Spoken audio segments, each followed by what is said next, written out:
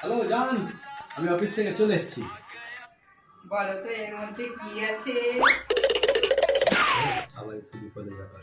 আমি বলছি দাঁড়াও, এটার মধ্যে নিশ্চয়ই টাকা আছে, কারণ কাপড় কাচার সময় আমার প্যান্টের পকেট থেকে নিশ্চয়ই এই টাকাটা আছে।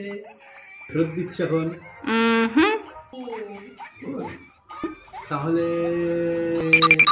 নিশ্চয়ই এটার মধ্যে বাদাম আছে। বাদাম খেতে ভালোবাসি। বাদাম বাদাম দাদা, কাঁচা বাদাম। সরি, রং নম্বর। সবসময় শুধু খাই খাই খাই খাই। বলো কি আছে এর মধ্যে?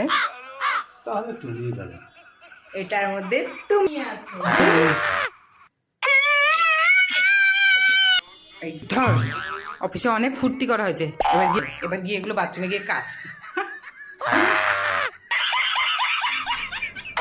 Bye bye, tata, goodbye, yeah.